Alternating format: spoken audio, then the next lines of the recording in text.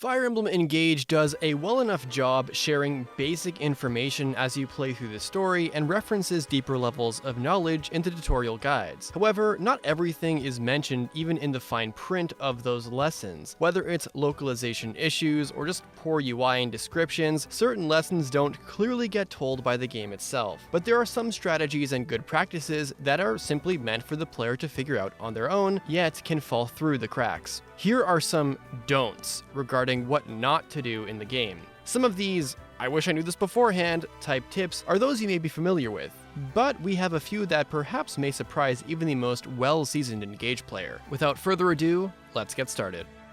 Number 1.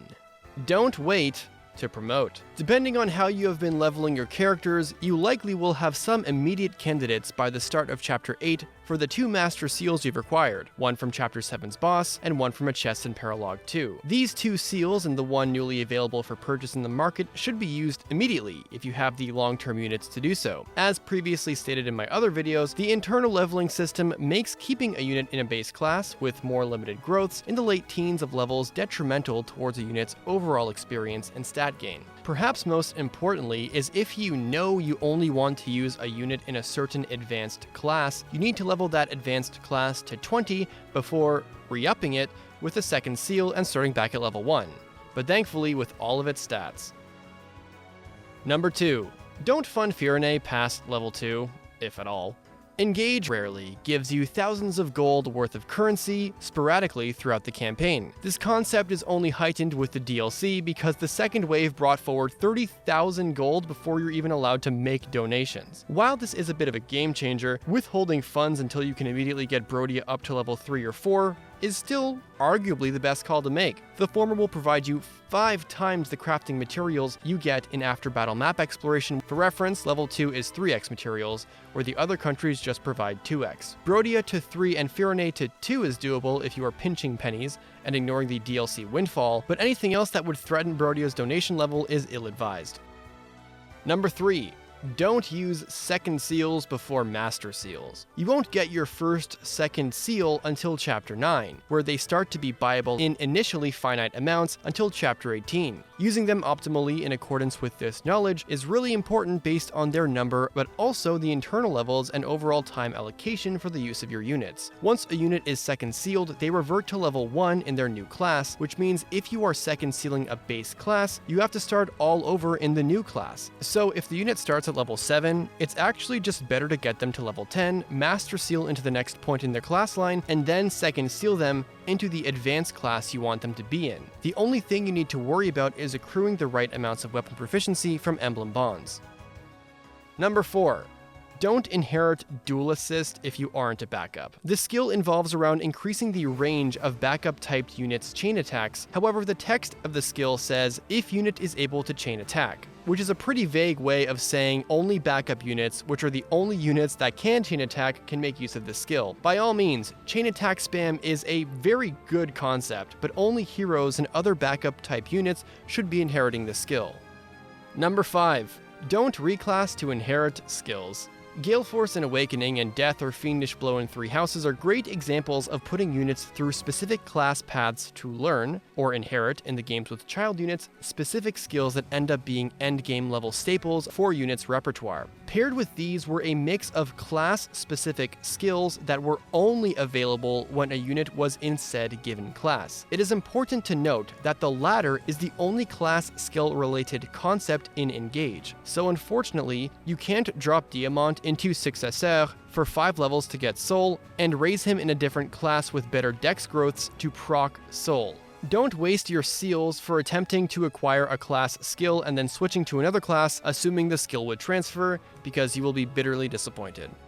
Number 6. Don't assume every emblem skill is active. In keeping with the concept of this game being not so great at explaining itself, there are intricacies to understanding emblem skills. For example, equipping an emblem ring or bracelet provides flat stat boosts that increase with the bond relationship between the emblem and the character. As bond level increases, skills that give flat boost to stats such as Avoid, Dex, Magic, etc. get unlocked. But here's the thing, these are not native additions. They are simply skills you can buy with bond shards, and equip with or without the emblem. The universality of those skills is helpful, but the game implies that the stat increases you are finding from your emblems is because of those skills, and not just flat increases from equipping. Number 7.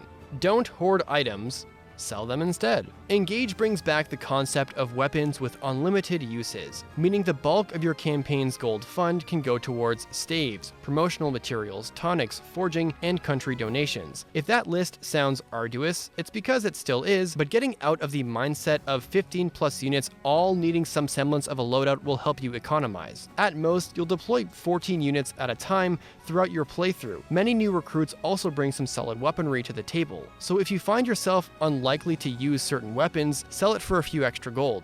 Additionally, Engage has a nice meet-in-the-middle mentality when players connect to the network. Engage is never going to randomly drop you the Parthia or anything, but you might get 2 mini bows in the first few maps, one for ATA and another to sell. As the game moves forward, landing on these purple spots can net you some additional income. But if you don't play with online connections like I do, and you're more hardcore like that, take a look at your inventory and ask yourself if that slim or iron sword you've had since Chapter 3 is really going to help you anymore, or if you could sell it for a tonic or something. Number 8. Don't reforge weapons with upgraded weapons. Mastering weapon forging is a huge boon throughout the game, but especially early. A steel sword that might not be worth equipping for its weight can be reforged into a levin sword, which you can give to Alir for a ranged weapon, or giving Celine something else to wreck shop with. The trick here though is as you progress through the game and think about forging steels to silvers, silvers into braves, just don't forge weapons you've already upgraded, as in the +1 to +5 upgrades. All of those resources will be lost as the weapon reverts to a new, quote-unquote upgraded version with no additions. This is a massive waste of gold and resources. Number 9. Don't wait too long on divine paralogues. While regular paralogues, including the nostalgic Fight Your Emblem challenges, have set levels and unit makeups of enemies, the divine paralogues actually scale with the player's level. Beyond the fact that the emblem bracelets are really good, you want to make sure to do the divine paralogues as soon as possible. For reference, when Nintendo just dropped the second wave of DLC out of basically nowhere, many people were in the later chapters of their run, and Camilla and Soren's divine paralogues were specifically incredibly arduous at that point. Doing them pre-Chapter 10 also allows you to have a stronger lineup of emblems for the spoiler-worthy reset button that is Chapter 11. Divine paralogues open up after Chapter 6, but it might be best to wait one more chapter so you can have another archer and Ulchrist for Tiki's dragons, as well as 2 promoted units. Number 10. Don't miss the silver card if you have DLC. This applies to DLC havers, but we're going to go over it anyways. Another reason to not wait on the divine paralogues is the fact that the silver card comes along and slashes prices of items and weapons by 1/3. Basically, during Tiki's divine paralogue, which is necessary to unlock the other divine paralogues, there is a shiny gold space in the north of the map, seemingly out of reach. However, with the rewarp and warp staves that you can acquire from an enemy and treasure chest respectively, you can warp a unit over to stop on that space, which provides the silver card. If you miss it, don't worry. Despite the message that pops up saying all EXP items and death will be reset after already completing the paralogue the first time, you can still get the silver card from skirmishes that appear on the map. Number 11. Don't try stacking buffs. It's important to not waste time being redundant. If you waste your time doing push-ups for +2 strength and then try to double that with a well-cooked meal or tonic, the buffs don't actually stack, but will instead just apply the highest buff between all of them. As such, once cooking is unlocked, that's probably your best bet, since in one fell swoop you can hopefully buff 3 units, build support points, and have a healing item on the house. Number 12. Don't underestimate poison. Gone are the days of 10 to 15 HP being chipped away turn by turn. In Engage, poison can be stacked up to 3 times, all of which provide increasing amounts of damage when the poisoned targets get attacked. One stack is 1 damage, with 2 and 3 being 3 and 5. This damage isn't affected by defense or resistance, so from an offensive strategy, it can be a good quote-unquote death by 1,000 cuts addition to backup chain attack spam, or just a good thing to employ when damage dumping on tanks and bosses. I also personally lost Bunei to not paying any attention to poisons, admittedly not very specific tutorial. Number 13. don't train without a bond ring or emblem ring equipped, and don't train in the arena without a bond ring equipped. As mentioned in previous videos, a character doesn't gain SP if they don't have an emblem or bond ring equipped. Sure, there aren't always rings or bracelets to go around until you're allowed to summon for them, but neglecting to equip them will hurt your SP gain, which early game units need the most of to learn the more advanced skills. Another thing to keep in mind is that even if a unit has an emblem ring equipped, they don't get SP in the arena because the game thematically unequips the emblem because you can actually randomly hit an emblem as a sparring partner. So only bond rings provide SP for arena training. Number 14, don't neglect the farmyard and don't neglect dogs. As parts of the Somniel unlock, make sure to adopt your way to a full stable of dogs as soon as possible, and always pick up the crafting materials they drop. These can help bolster your iron and slim weapons and your fire and wind tomes at the start while building up a stock of silver. Number 15, don't worry when you lose your units in training skirmishes. Pay attention to the skirmishes you can partake in chapter to chapter as they unlock. Sometimes special training skirmishes will happen in Firene, Brodia, and Solm's castles. These are just what they sound like, permadeathless practice battles against the groups of units from those nations. Here, units can lose a battle, but retreat safely to be used once again in the future, and the surviving units gain extra EXP, which is a nice collection of qualities to allow you to take things a bit easier or to pump up some benched units. Number 16, don't spread your EXP around too much. With the above said, you shouldn't be wanting to advance literally everyone to advanced classes, and you don't want literally everyone reaching 20 and re-upping. When you're down to your best 14 units at the end of the game, but you've been raising 20 to 25, your ability to manage some of the more chaotic, faster moving chapters will be severely hampered. For the first 16 chapters or so, you have a pretty constant stream of incoming units that, if the squad you just deployed have been truly equally spreading the love of experience, might just be better units than what you have already. There are obviously notable exceptions to this, but like Kagetsu is guaranteed going to lap Lapis. Now of course, feel free to use who you want, but say for example you completely run out of time crystals and then Boucheron gets hit by a critical, don't fret because Panette is just around the corner if you haven't gotten there yet, with a strength growth that is more than 10%. Number 17, don't hoard your resources, especially prior to Chapter 10. As you head into Chapter 10, you specifically need to make sure you've inherited the skills you've wanted from the first 6 emblems you get. You want to make sure their engravings are on weapons you're going to be using for the near future.